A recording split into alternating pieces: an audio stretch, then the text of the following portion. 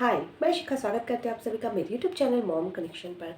तो आज की वीडियो में मैं आपके साथ शेयर करने वाली हूँ अपनी एक ऐसी स्टोरी कि मैंने कंसीव कैसे किया, मुझे क्या प्रॉब्लम्स आई क्योंकि मेरी मैरिज को 12 इयर्स हो चुके हैं, मेरी बेटी अभी 3 इयर्स की है। तो आफ्टर 9 इयर्स मैरिज के 9 साल के बाद मैंने कैसे कंसीव किया, कैसे मुझे मेरी बेटी मिली है, कितनी मुश्किलों के बाद मुझे क्या क्या चैलेंजेस आए हैं, क्या क्या सब मैंने फेस किया है और मैंने कैसे नेचुरली कंसीव किया।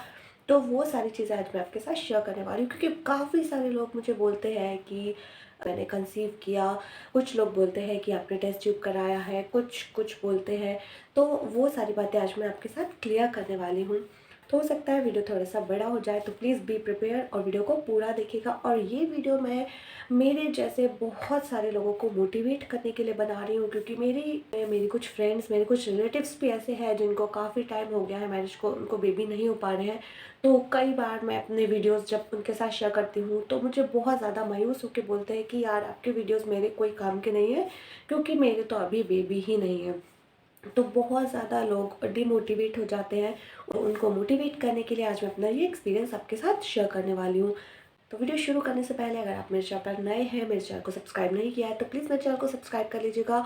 वीडियो अगर पसंद आता है तो प्लीज़ लाइक कीजिएगा, कमेंट करके मुझे ज़रूर बताइएगा, आप उसके साथ शेयर ज़रूर करिएगा। तो वीडियो को शुरू करते हैं एकदम शुरू से।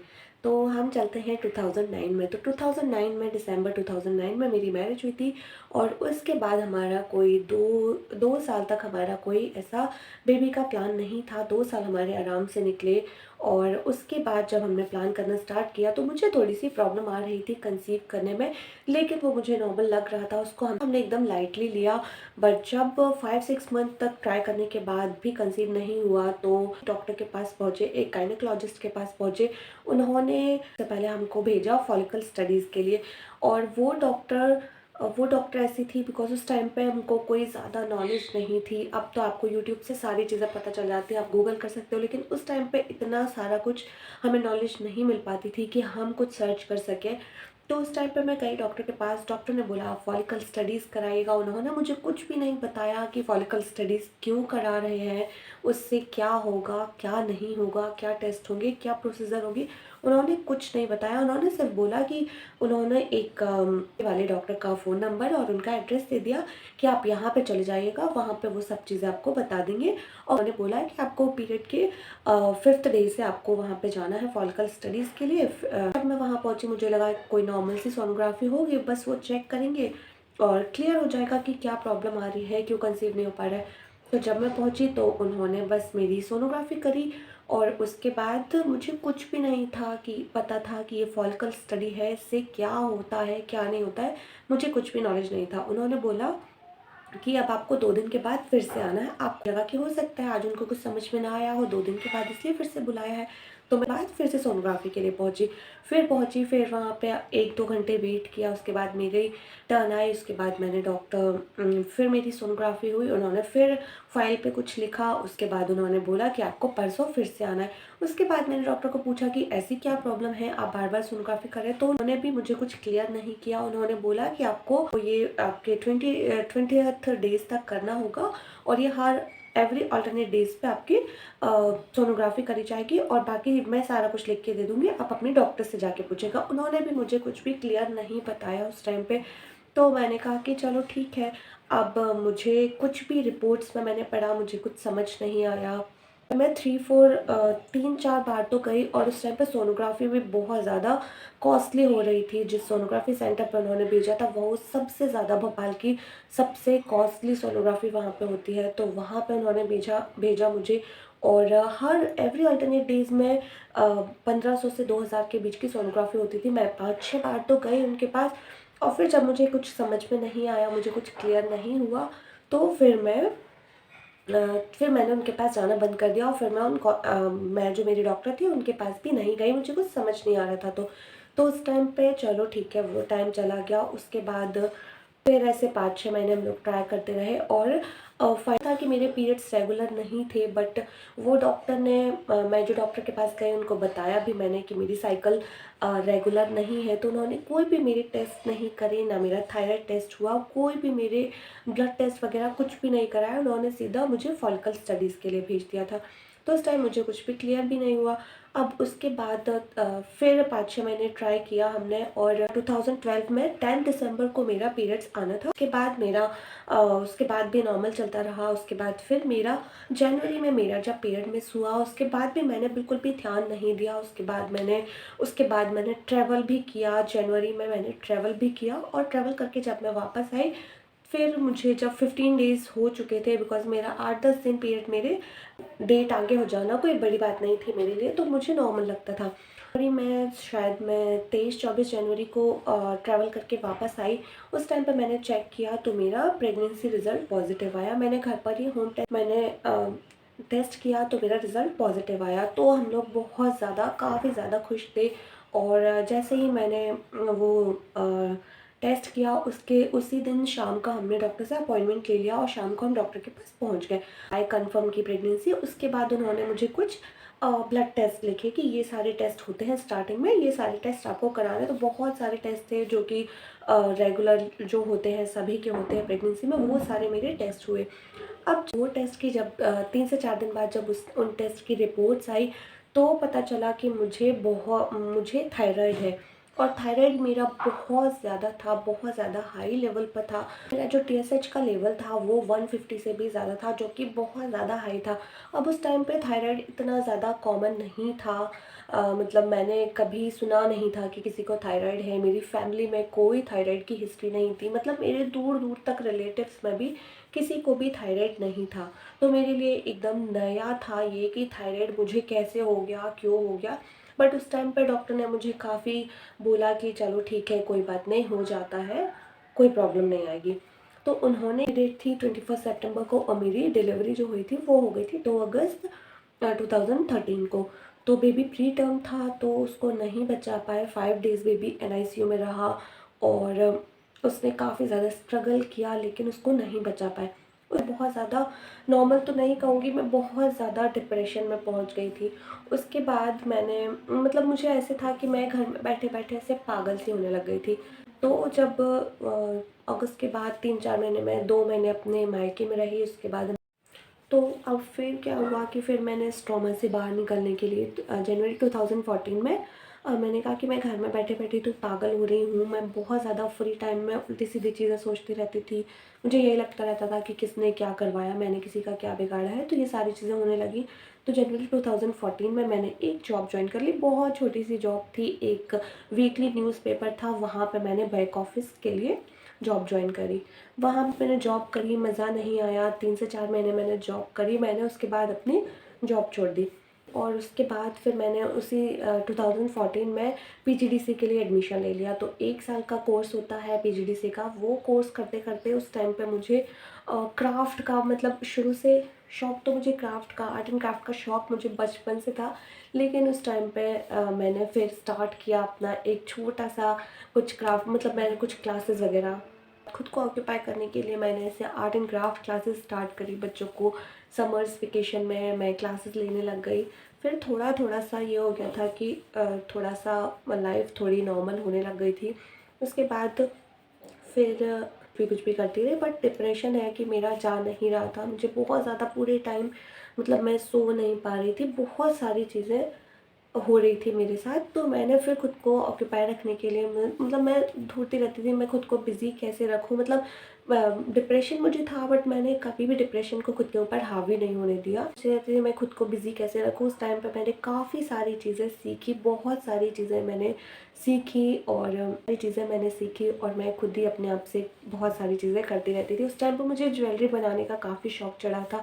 क्विलिंग की, पेपर ज्वेलरी का मुझे काफ़ी शौक चढ़ा था, तो वो मैंने स्टार्ट किया धीरे-धीरे करके। फिर उसके बाद टाइम निकलता गया। फिर आया 2015। तो 2000 बेबी के बारे में सोच भी नहीं रहे थे, मतलब कि ऐसे प्लान भी नहीं कर रहे थे, क्योंकि डॉक्टर ने, जब फर्स्ट बेबी हुआ था उस टाइम पे डॉक्टर ने बोला था कि आपका थायराइड की वजह से ऐसे हुआ है, आप बस अभी थायराइड की मेडिसिन लीजिए और थोड़ा स्टेबल हो जाइएगा, उसके बाद 1 साल के बाद फिर से प्लान करना।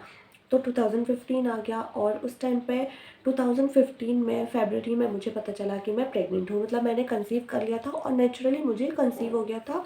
कोई ऐसी प्लानिंग नहीं थी कि मैंने कोई मेडिसिन ली हो, कुछ भी नहीं था। मुझे अपने आप ही नेचुरली कंसीव हो गया। अब उस टाइम पे जब कंसीव हुआ तो तब भी हमारा ये था कि कम से कम 1-2 डॉक्टर से हम कंसल्ट करेंगे। मतलब जो उन्होंने मुझे बोला कि जो हमारे पुराने गायनेकोलॉजिस्ट थे उनके पास ही चलते हैं क्योंकि उनको सारी हिस्ट्री पता है। बट मेरा इतना ज़्यादा उनसे मन ख़राब हो गया था ना, इतना ज़्यादा, क्योंकि उन्होंने उस टाइम पे ऐसे बोल दिया था कि हमारी कोई गलती नहीं है, आपने लेट किया है, आपको थायराइड है, आपके थायराइड की वजह से हुआ है, हमारी इसमें कोई भी गलती नहीं है। मतलब ऐसे था, मतलब देखो होनी जो थी वो हो गई, बट उन्होंने बिल्कुल ऐसे कर दिया था ना, इतना गंदा हम लोगों को ट्रीट किया था ना, जबकि हमको समझ आ रहा था कि डॉक्टर की मिस्टेक थी। खैर वो एक अलग बात है, को हम छोड़ देते हैं, अब टाइम निकल गया, रात गई बात गई। तो उस टाइम पे बस वही था कि मेरा उनसे मन ख़राब हो चुका था, मतलब मैं उनके पास उनकी दोबारा शक्ल भी नहीं देखना चाहती थी उन डॉक्टर की।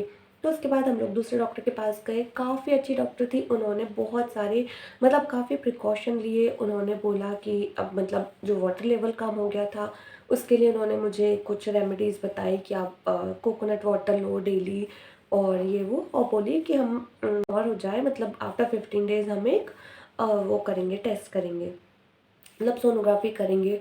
तो उस टाइम पे मेरी सारी रिपोर्ट्स नॉर्मल आई, जो भी ब्लड टेस्ट हुए, यूरिन टेस्ट हुए, सारी रिपोर्ट्स मेरी नॉर्मल आई। और फिर उसके बाद 15 डेज़ के बाद उन्होंने बोला कि अभी हम नहीं करते हैं सोनोग्राफी, थोड़ा-सा और क्लियर हो जाए ताकि आगे जाके अगर 50 मतलब 2 मंथ कंप्लीट होने पे हम सोनोग्राफी करेंगे। 8th वीक तक हम सोनोग्राफी करेंगे ताकि सारी चीज़ें हमें क्लियर हो जाएँगी।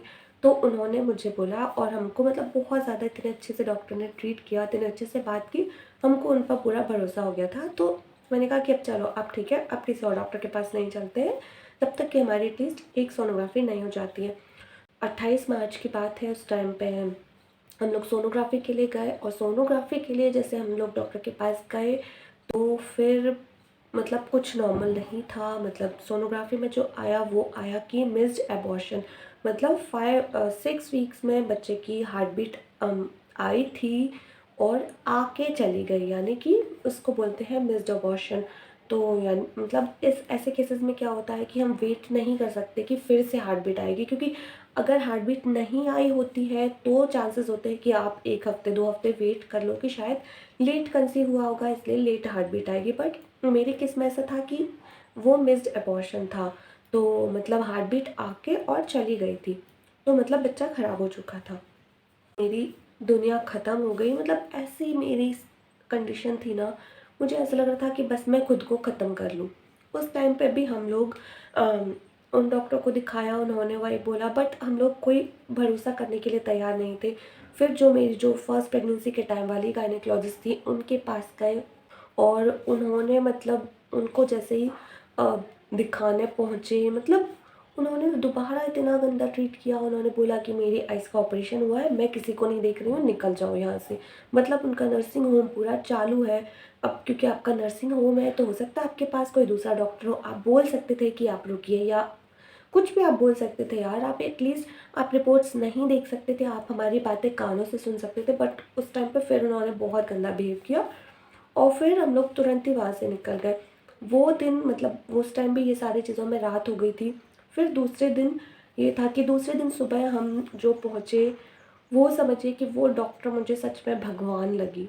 मतलब वो जो डॉक्टर है ना, मतलब इतनी प्यारी डॉक्टर कि अगर कोई बीमार है तो उनकी बातों से ही, मतलब डॉक्टर अगर आपको अच्छे से बात कर ले, अच्छे से ट्रीट करे, तो आधी बीमारी आपकी वहीं ठीक हो जाती है। बस वैसे ही डॉक्टर थी, और उन डॉक्टर का नाम ज़रूर मैं मेंशन करूँगी, डॉक्टर नीलिमा अग्रवाल, अग्रवाल हॉस्पिटल।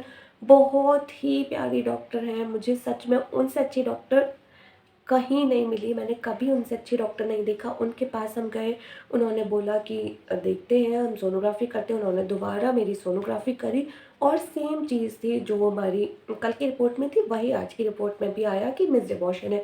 फिर उनको पूछा कि कोई चांसेस है, तो उन्होंने मतलब मुझे बोला कि मतलब मुझे उन्होंने बाहर भेज दिया, और मेरी जो सिस्टर इन लॉ थी, मेरे हस्बैंड थे, इन लोगों को समझाया कि ऐसे केसेस में आप अगर रुकोगे, क्योंकि बेबी अंदर ख़राब हो चुका है, अगर आप वेट करोगे, रुकोगे, तो पॉइज़न हो जाएगा, और फिर क्योंकि बेबी तो अब रहा नहीं, और मदर को भी उससे बहुत ज़्यादा, मदर को डेंजर हो जाएगा। तो उस टाइम मतलब तो उन्होंने बोला कि आप इमीडिएटली जितना जल्दी आप डीएनसी करवा दें, इसकी सफाई करवा दें, उतना बेटर होगा मदर के लिए। तो उस टाइम पे मेरा ये था कि मुझे नहीं पता था, सच में उस टाइम पे नहीं पता था, इतनी अवेयरनेस नहीं थी कि क्या होता है, आप सर्च कर लो, ऐसा कुछ भी नहीं था। तो मुझे नहीं पता था कि क्या होता है, मिस्टर अबॉर्शन क्या होता है, कैसे, थोड़ा बहुत मुझे गूगल पे उस टाइम मैंने सर्च किया था तो समझ आया था। लेकिन ये होता है ना कि गूगल पे लिखी हुई हर चीज़ सच नहीं होती। तो मुझे ये लग रहा था कि डॉक्टर अगर बोलती है कि 1-2 वीक वेट करो तो हम लोग वेट करेंगे। टाइम पे मेरी सिस्टर इन लॉ लगी हुई थी कि कल के कल डीएनसी कराएंगे, मेरे हस्बैंड लगे हुए थे और मैंने बोला कि नहीं, मैं वेट करूँगी। तो उस टाइम पे मेरी बहुत ज़्यादा इन लोगों से बहस हो गई थी, और बहुत ज़्यादा वाली, आप, मुझे समझ आता है कि उन लोग अच्छे के लिए बोल रहे थे। और मेरी भी कंडीशन ऐसी थी ना यार कि आप एक बच्चा ऑलरेडी खो चुके हो, दूसरा बच्चा, दूसरी होप आपको आई है, वो भी आपने खो दिया।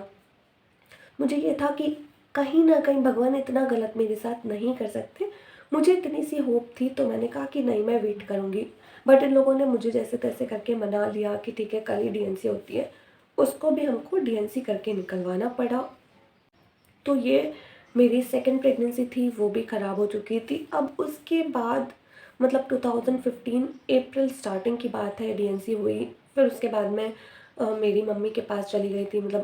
थोड़े दिन मैं अपनी सिस्टर इन लॉ के पास रही। फिर उसके बाद मैं अपनी मम्मी के पास चली गई थी। वहाँ पे मैं 1-1.5 महीने मम्मी के पास रही। उसके बाद फिर ऐसे हो गया था ना कि फिर डॉक्टर ने बोला था कि अभी आप एटलीस्ट 6 मंथ तो प्लान मत करना, उसके बाद आप जब भी प्लान करो तो डॉक्टर से कंसल्ट करने के बाद प्लान करना। डॉक्टर को पूछा कि क्या प्रॉब्लम थी, डॉक्टर बोले कि हम अभी नहीं बता सकते हैं, जब आप प्लान करोगे उस टाइम पे आपके सारे टेस्ट होंगे। अभी कोई भी आपको नहीं बता सकता, कोई भी डॉक्टर आपको नहीं बता सकता कि प्रॉब्लम क्या थी। उसके बाद टाइम निकलता गया, 2015 निकल गया। सीखा कि मैंने 2014 से 15 में मेरा पीजीडी से कंप्लीट हो गया था। और 15 में मुझे इतना ज़्यादा, मुझे ऐसे था ना कि यार मैं अगर फ्री बैठूंगी तो मैं पागल हो जाऊंगी, या तो सुसाइड कर लूँगी या मैं पागल हो जाऊंगी।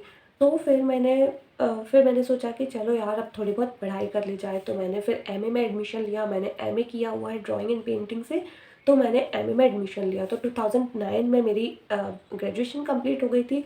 तो उसके बाद मैंने 2015 में एडमिशन लिया, 6 इयर्स के बाद। तो फिर मेरे 2 साल ऐसे निकल गए, मुझे कुछ भी पता नहीं चला। और जब भी मैं अपने, ये सारी चीज़ें जो है ना, मैं किसी को नहीं बताती थी। जो मेरे बहुत ज़्यादा क्लोज़ फ्रेंड्स होते थे, सिर्फ उन्हीं के साथ में ये सारी चीज़ें शेयर करती थी। कॉलेज में भी सब मुझे पूछते रहते थे, मैंने कभी किसी को नहीं बताया। शायद ही कॉलेज में 2-3 फ्रेंड्स जो हमारे बहुत ज़्यादा क्लोज थे, उनको ये सारी चीज़ें पता थी, बाकी किसी को नहीं बताती। कॉलेज टाइम बहुत अच्छा निकला। ये सारी चीज़ें मैं ऑलमोस्ट भुलाने का ट्राई कर रही थी। और उसी टाइम पे मैंने अपना बिज़नेस बहुत अच्छा इस्टेब्लिश कर लिया था। बहुत अच्छी मेरी स्टार्ट कर लिया था मैंने अपना बिज़नेस। जो मेरा हैंड क्राफ्टेड आइटम्स का बिज़नेस था, वो मैंने बहुत अच्छे से स्टार्ट कर लिया था। बहुत अच्छा चल रहा था। तो उस टाइम पे मैं काफ़ी खुश रहने लग गई थी। और जब भी हम लोग बेबी के बारे में सोचते थे, तो मेरे हस्बैंड को जब मैं बोलती थी कि यार बेबी करना है, बेबी नहीं है, वो हमेशा मुझे ये बोलते थे, क्योंकि वो खुद भी इतने ज़्यादा डर गए थे। मेरी 2 बार की ऐसी कंडीशन देख के वो खुद भी इतने ज़्यादा डरे हुए थे। वो बोलते थे कि यार मुझे तुम चाहिए है, ऐसा, मुझे बेबी अब नहीं करना, मुझे बेबी चाहिए ही नहीं है। अगर किस्मत में होगा तो हो जाएगा, वरना मुझे नहीं करना है इतना सारा कि डॉक्टर को दिखाओ, ये सारी चीज़ें मुझे करनी नहीं है। अगर किस्मत में होगा तो ऐसे ही हो जाएगा, नहीं होना होगा तो आप कितना भी ट्रीटमेंट करा लो, नहीं होगा। तो फिर मेरा भी ऐसा हो गया था कि चलो ठीक है यार, कितने सारे लोग हैं जो बिना बेबी के रहते हैं। लेकिन उस टाइम पे बीच में एक ऐसा टाइम आया जब, मतलब मैं कहीं भी जाती थी, मैं घर से बाहर जाती थी, और जैसे जो सोशल गैदरिंग्स होती थी, मंदिर जाती थी, या कहीं भी जो जहाँ पे 2-4 लोग मिलते थे, लेडीज़ मिलती थी, वहाँ जब भी मैं जाती थी और मैं घर आके इतना ज़्यादा रोती थी ना, क्योंकि जहाँ भी जाती थी सबका सिर्फ एक ही सवाल, अरे बच्चा नहीं, बच्चा नहीं है, बच्चा नहीं है, बच्चा कब करोगे, कब करोगे, कब करोगे, उम्र निकल जाएगी, ऐसा होगा, वैसा होगा। उसके बाद इतना ज़्यादा था कि इतना ज़्यादा लोगों ने मुझे मेंटली हरास कर दिया था कि मैंने कहीं भी जाना छोड़ दिया था। मैंने सोशल गैदरिंग्स में जाना छोड़ दिया था, किसी के भी घर नहीं जाती थी, मैंने सब जगह जाना बंद कर दिया था और टोटल कट ऑफ कर लिया था। हमारे जो समाज होता है, उससे सारे लोगों से मैंने टोटल कट ऑफ कर लिया था। मुझे सिर्फ, अब मैं अपना कॉलेज का वर्क करती थी, मेरा बिज़नेस था, मैं वो करती थी, और मैं कहीं भी नहीं जाती थी। बस घर से कॉलेज, कॉलेज से घर, और जो भी मुझे मटेरियल लेने जाना होता था बस वहाँ मैं किसी से नहीं मिलती थी, किसी से फ़ोन पे बात भी नहीं करती थी, क्योंकि जिससे भी बात करो बस सारे लोग सिर्फ़ एक ही बात, बच्चा बच्चा बच्चा। तो मैंने सबसे कट ऑफ कर लिया था टोटली। हम लोगों को पता चला एक होम्योपैथिक डॉक्टर के बारे में, जो कि काफ़ी पुराने, काफ़ी एक्सपीरियंस डॉक्टर थे। तो हम लोग मतलब ऐसे था कि हमारे रिलेटिव्स में उस टाइम पे उन डॉक्टर का बड़ा चस्का चढ़ा था। किसी को भी कोई भी प्रॉब्लम है, मतलब कुछ लोगों को बहुत ज़्यादा उनसे रिलीफ मिल गया था, तो सारे रिलेटिव्स में ऐसा था कि सब लोग उनको दिखाने के लिए आ रहे थे। छोटी से छोटी प्रॉब्लम के लिए भी वो होम्योपैथिक डॉक्टर को दिखाने आ रहे थे। तो अब सबने बोला कि चलो तुम लोग भी चले जाओ। मैं दिखाने गई उस टाइम पे मैंने उनको बोला कि मुझे मतलब मैं दिखाने गई थी क्योंकि मुझे ना डस्ट से एलर्जी है, मुझे बहुत ज़्यादा स्नीजिंग हुआ करती थी, बहुत ज़्यादा। हम लोगों ने सोचा कि थायराइड के लिए भी दिखा लेंगे, थायराइड का ट्रीटमेंट लेते हैं, उसके बाद फिर पहले थायराइड को ट्रीट करते हैं, फिर कुछ आगे का सोचेंगे। तो हम लोग गए तो वहाँ पे डॉक्टर ने मुझे इतना रिलैक्स कर दिया, उन्होंने मुझे इतने अच्छे से समझाया, उन्होंने मेरी एज पूछी, उन्होंने बोला कि सबसे पहले तो तुम इस बारे में सोचना बंद करो, जो पीछे हो गया वो सारी बातों को भूल के और फिर अपनी एक नई लाइफ शुरू करो, एक हेल्दी लाइफस्टाइल शुरू करो, अपने थायराइड को कंट्रोल करो, थायराइड के ऊपर वर्क करो, अपनी लाइफस्टाइल को चेंज करो और इस बारे में सोचना बंद कर दो। जब होना होगा हो जाएगा, जैसे ही तुम्हारा थायराइड नॉर्मल होगा और अपने आप ही। बिकॉज मेरी हिस्ट्री थी कि मुझे नेचुरली कंसीव हो जाता था, तो डॉक्टर ने बोला कि जब नेचुरली कंसीव हो जाता है तो जैसे ही थायराइड लेवल तुम्हारा सही होगा, कंसीव हो जाएगा और बच्चा बेबी हो जाएगा। तो उन्होंने ऐसे बोला, तो फिर बहुत ज़्यादा हम लोग रिलैक्स हो गए, उनसे मेडिसिन वगैरह लिए, मतलब होम्योपैथी मेडिसिन थी तो मेरी वो, उन्होंने बस थायराइड के लिए मुझे और मतलब उन्होंने बोला था कि थायराइड आपका ख़त्म करने का तो नहीं बोल रहा हूँ क्योंकि इतना पुराना हो गया है, तो आप मेडिसिन लेते रहो, कंट्रोल हो जाएगा। और इसके साथ ही मेरी एलर्जी के लिए भी उन्होंने मेडिसिन दे दी। अब उसके बाद हमारा ये सब मेडिसिन ले रही थी, लाइफस्टाइल को मैंने थोड़ा चेंज किया। अब हम लोग 2017 में जब मेरा कॉलेज ख़त्म हो गया, उसके बाद फिर से एक वो पीरियड आया जहाँ पे मतलब फिर वही सारी चीज़ें कि अब बहुत टाइम हो गया है, अब बेबी कर लो, अब ये और वो। कुछ मेरे जो बहुत अच्छे फ्रेंड्स हैं उन्होंने मुझे फ़ोर्स करना स्टार्ट कर दिया कि यार अब तुम डिले मत करो और तुम बेबी प्लान करो, सारी प्लानिंग के साथ करो, डॉक्टर से मिलो और ट्रीटमेंट लो प्रॉपर, तो फिर उसके बाद बेबी प्लान करो। अगर होता है तो ठीक, नहीं होता है तो एटलीस्ट ट्राई तो करो, एटलीस्ट डॉक्टर से मिलो, कंसल्ट करो, जो भी डॉक्टर बोलते हैं उसके बाद फिर अपना कोई डिसीजन लेना। मतलब उस टाइम तक हमारा ऐसे हो गया था कि कोई ट्रीटमेंट हमको नहीं लेनी है, होना होगा हो जाएगा। फिर इसके बाद मैंने सितंबर 2017 में मैंने फिर से अपना मैं गई डॉक्टर के पास, जो हमारी डॉक्टर थी, डॉक्टर नीलिमा अग्रवाल, उनके पास में गई। वो इनफर्टिलिटी स्पेशलिस्ट भी है, तो उनके पास में जब पहुंची तो उन्होंने सारे टेस्ट कराए, मेरे urine test, blood test, test होता है वो कराया और मेरे सोनोग्राफीज़ वगैरह कराई, अल्ट्रासाउंड वगैरह कराए। तो बोला कि फिर उन्होंने वही कि फॉलिकल स्टडी कराया। तो फॉलिकल स्टडी जब हुआ तो मतलब 1 मंथ ऐसे मतलब वही चलता रहा, फॉलिकल स्टडीज़ चलती रही। और क्योंकि मुझे फॉलिकल स्टडीज़ का इतना आइडिया हो गया था कि मतलब आइडिया हो गया था कि हाँ पीरियड्स के जस्ट बाद इसको स्टार्ट करते हैं, तो मैं उसी टाइम पे जब मेरा पीरियड्स चल रहे थे उस टाइम पे मैंने सारे टेस्ट वेस्ट सब करा लिए और मुझे था कि अब इसी मंथ से, सितंबर से हम ट्रीटमेंट स्टार्ट कर देंगे। तो वही हुआ कि फॉलिकल स्टडीज़ कराई और फॉलिकल स्टडीज़ में पता चला कि मुझे पीसीओडी है। तो अब डॉक्टर का वही था कि पीसीओडी है तो इसको भी क्योर करना है, तो उन्होंने कल से एक मेडिसिन दी थी। उन्होंने बोला था कि पीसीओडी में, बिकॉज पीसीओडी में प्रॉब्लम क्या होती है कि हमारा जो मेटाबॉलिज्म है वो हो जाता है।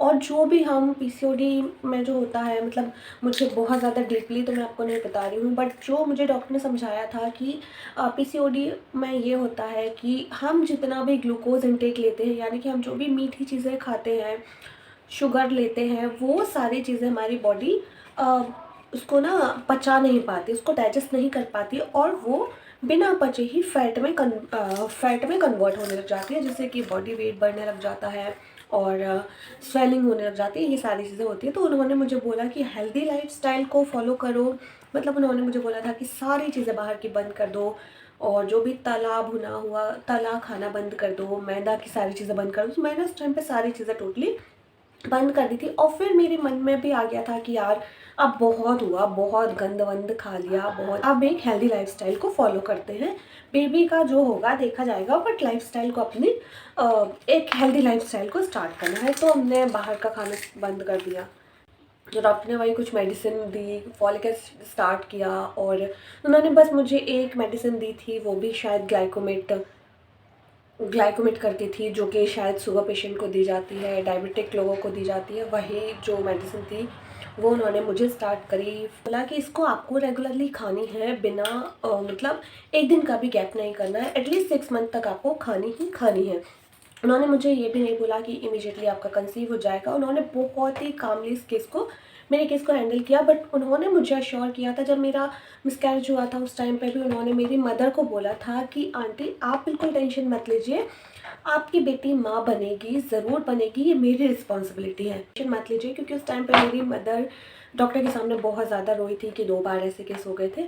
तो उस टाइम पे फिर वही हुआ कि चलो अब फॉलिकल स्टडी हुई, 1 मंथ हुआ, 2 मंथ हुआ, बट मेरे साथ वही था कि पीसीओडी भी था और मेरे जो एग है वो अ, उनका साइज़ इंक्रीज़ नहीं हो रहा था। अगर साइज़ इंक्रीज़ हो रहा था तो वो रैप्चर नहीं हो रहे थे।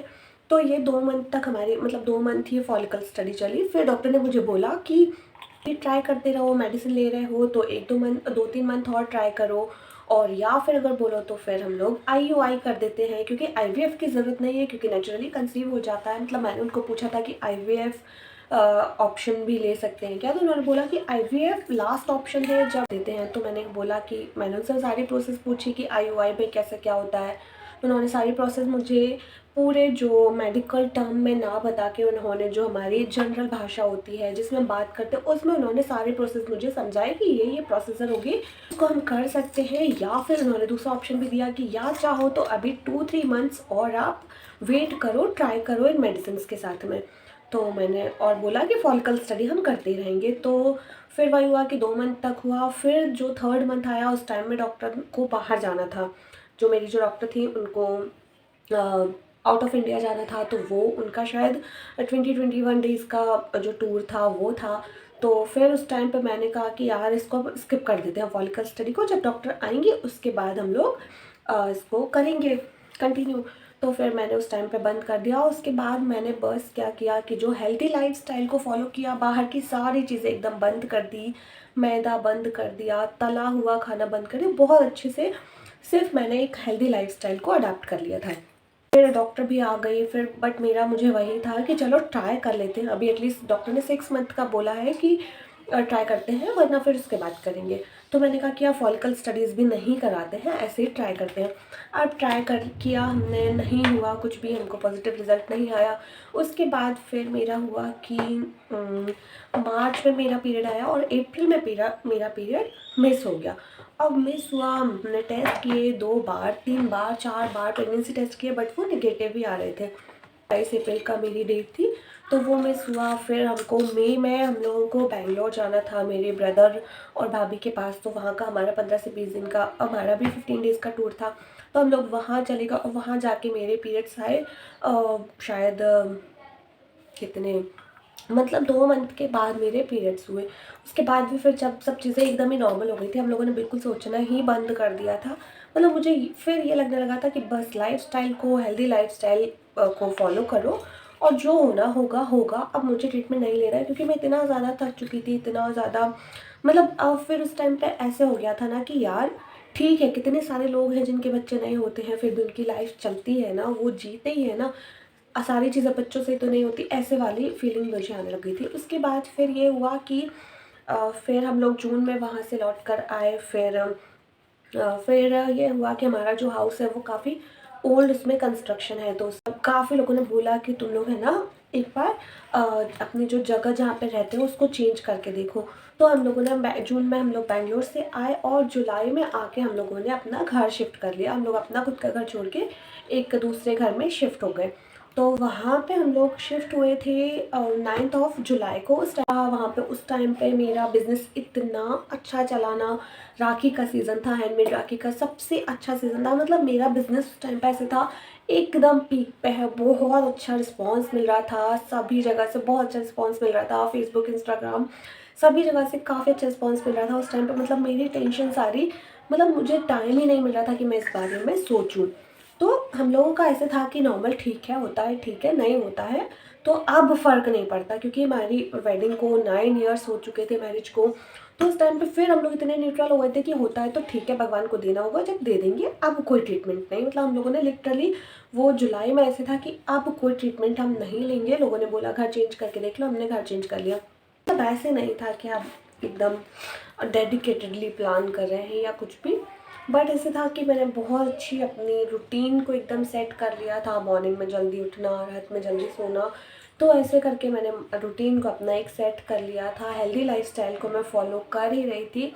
और उसके बाद मेरा पीरियड अब इसके बाद 5 सितंबर को आना था, जो कि नहीं आया, बिल्कुल भी याद भी नहीं था। और मतलब क्योंकि इतना ज़्यादा अगस्त में मैंने 2 बार ट्रैवल किया था। मेरा काफ़ी अच्छा बिजनेस भी उस टाइम पे चला था, जो राखी का कि मुझे डेली मटेरियल लेने जाना रहता था। आके मैं अपना काम करती थी, अपने आर्टिकल्स बनाती थी, राखी वगैरह बनाती थी। और अगस्त में मैंने 2 बार ट्रैवल भी किया। मतलब मैं अपने मायके गई थी 5-6 घंटे का सफ़र करके बस से। तो मतलब एक बार मायके गई थी, एक बार मेरी फ्रेंड के भाई की डेथ हो गई थी, तो उसमें मैं गई थी। तो वो 2 बार मैंने अगस्त में ट्रैवल किया। अब इसके बाद मेरा सितंबर में जो 5 सितंबर को मेरा पीरियड आना था, वो मिस हो गया। अब मुझे 5 से मतलब मेरा पीरियड ऐसे था कि हाँ, मतलब कि 8-10 दिन तक मेरा हो जाता था, रेगुलर रहता था, कि बहुत ज़्यादा रेगुलर नहीं था कि मेरा 5th को आना है तो 5th को ही आएगा। मतलब ऐसे था कि 5 से 15 के बीच में कभी भी आ सकता था, ऐसे था। तो मतलब मैंने ध्यान ही नहीं दिया, उसके बीच में हमारे परीक्षण स्टार्ट हो गए। तो मेरा ये था कि जब 15 निकल गई, फिर मुझे थोड़ा-सा लगा कि मतलब हस्बैंड बोलते थे कि टेस्ट कर लेते हैं, चेक कर लो। तो बोलती थी अभी पर्यूषण मेरे 24 तक पर्यूषण थे, तो वो ख़त्म हो जाते उसके बाद करते हैं टेस्ट। तो मैंने कहा कि तो बोलते हैं चलो ठीक है, तुमको जैसा करना हो। अब 18 19 सितंबर को मतलब ऐसे था कि मेरे घर के पीछे किसी का घर लगा हुआ था एकदम। तो वहाँ पे उनके बच्चे ना स्कूल जाते थे, तो सुबह-सुबह मैं उनका लंच बनाती थी, वो बच्चों के लिए टिफ़िन बनाती थी। तो उनके घर से मुझे बहुत ज़्यादा स्मेल आती थी, और वो भी मतलब नॉर्मल सी स्मेल थी, अनियन गार्लिक की स्मेल आती थी। वो इतनी ज़्यादा स्मेल आती थी मुझे कि मुझे वॉमिट हो जाती थी। तो मेरे ये सिम्पटम्स स्टार्ट हो गए थे। तो मुझे फिर लगा कि मैंने 20 सितंबर को मैंने मंदिर गई हुई थी, मंदिर से लौटते हुए मैं किट लेकर आई। मैंने टेस्ट किया, और मतलब मैंने टेस्ट किया और इतना जल्दी इतना क्लियर पॉजिटिव शो हुआ ना, एकदम डार्क लाइन थी। और आई वाज लाइक कि मतलब मैंने रोना स्टार्ट कर दिया। मतलब हस्बैंड मेरे उस टाइम पे सो रहे थे, और मैंने लिटरली इतना फूट फूट के रोई हूँ ना मैं उस दिन, इतना ज़्यादा मतलब कंफ्यूज भी थी कि मतलब समझ में नहीं आ रहा था। बस मैं कम से कम आधे घंटे तक बस रोती रही, और बस इतना ज़्यादा फूट फूट के बहुत ज़्यादा रोई। हस्बैंड मुझे पूछ रहे क्या हुआ, क्या हो गया। बस मैं उनको कुछ बोल भी नहीं पाई, बस मैंने किट दिखाई उनको, टेस्ट किट दिखाई, और वो भी समझ गए। इतना ज़्यादा रोई हूँ ना, वो मुझे शांत कर रहे थे। मैं आधे घंटे बाद जब शांत हुई, तो मैंने अपनी उसी टाइम मेरी एक फ्रेंड का कॉल आया, मैंने उसको बताया, मेरी सिस्टर इन लॉ को बताया, और बाय गॉड ग्रेस आज मेरे पास आव्या है। वो प्रेगनेंसी भी मेरी बहुत ज़्यादा आसान नहीं थी, क्योंकि आप समझ सकते हैं बहुत ज़्यादा प्रेशियस प्रेगनेंसी थी। बहुत ज़्यादा उसमें मैंने प्रिकॉशंस लिए थे, मेरा पूरा टाइम बेड रेस्ट चला था, बहुत सारे मुझे चैलेंजेस आए थे बीच में। कई बार ऐसे लगा कि सब ख़त्म होने वाला है, लेकिन स्टिल भगवान को जो मंजूर था वही हुआ। मेरे पास आज आव्या है, आव्या 3 इयर्स की होने वाली है। इसीलिए मैं हमेशा अपने आप को एक ब्लेस्ड मदर बोलती हूँ। आव्या को हाँ देखो, हाँ विंडो में से ओके। तो इसीलिए मैं बोलती हूँ कि तो इसीलिए मैं उसको गॉड गिफ्ट बोलती हूँ। उसका नाम भी हमने आव्या इसीलिए रखा है क्योंकि आव्या का जो मीनिंग होता है वो होता है गॉड गिफ्ट। और जो सूर्य की पहली किरण, तो हमारे लिए सच में आव्या इतनी ज़्यादा लकी रही है। गॉड ग्रेस, सच में मैं बहुत ज़्यादा भगवान जी को थैंकफुल हूँ, बहुत ज़्यादा जिन्होंने मेरा सपोर्ट किया, सबका मैं बहुत ज़्यादा थैंकफुल हूँ कि उनकी वजह से आज मेरी बेटी मेरे हाथ में है, मेरे पास है। तो ये थी मेरी कंसीव करने की जर्नी, मेरी जो पूरी जर्नी थी। बिकॉज वीडियो बहुत ज़्यादा लंबा हो रहा है, आप लोग जानना चाहेंगे कि प्रेशियस प्रेगनेंसी में क्या क्या प्रिकॉशन लेने होते हैं, बिकॉज मैंने बहुत दर्द भी झेला है उस टाइम पे। तो बहुत सारी चीज़ें मेरे साथ रही। अगर आप लोग जानना चाहोगे तो कमेंट करके मुझे ज़रूर बताइएगा। मैं किसी दूसरे वीडियो में अपनी प्रेगनेंसी की जर्नी भी ज़रूर आपके साथ शेयर करूँगी। वीडियो पसंद आया हो तो प्लीज़ लाइक कीजिएगा, और उन सभी को मोटिवेट करने के लिए बनाया है जिनको कंसीव नहीं हो रहा है या जिनके साथ ऐसे इंसिडेंट्स हो रहे हैं, तो आपको बिल्कुल भी होप नहीं छोड़नी है। बस आप टेंशन फ्री रहिए, हेल्दी लाइफस्टाइल को फॉलो करिए, डॉक्टर से विज़िट करते रहिए। डॉक्टर से कोई ऐसा डॉक्टर के पास आप जाइए जो सच में जेन्युइनली आपको बहुत अच्छे से ट्रीट करे, आपको सही ट्रीटमेंट दे, आपकी बातों को सुने, और जिस डॉक्टर से आप सेटिस्फाइड हो जाएँ, आप ऐसे डॉक्टर को चूज़ करेगा। और एकदम पॉजिटिव रहिएगा, हैप्पी रहिएगा, और अपने आसपास के एनवायरनमेंट को भी बहुत ज़्यादा हैप्पी रखिएगा। तब तो अगर आप बिल्कुल भी टेंशन नहीं लेंगे तो बहुत आसानी से कंसीव हो जाता है, क्योंकि मैंने एकदम नेचुरली कंसीव किया है। कोई आईयूआई नहीं, कोई आईवीएफ नहीं, और कोई ट्रीटमेंट भी नहीं, क्योंकि मैंने सारी मेडिसिन को भी लेना बंद कर दिया था। तो ये बिल्कुल एकदम नेचुरल प्रोसेस मेरे साथ हुई है। तो वीडियो पसंद आया तो प्लीज़ लाइक कीजिएगा, चैनल को सब्सक्राइब कीजिएगा और दोस्तों के साथ शेयर ज़रूर कीजिएगा। मिलते हैं आपसे किसी नए वीडियो के साथ, तब तक के लिए बाय बाय।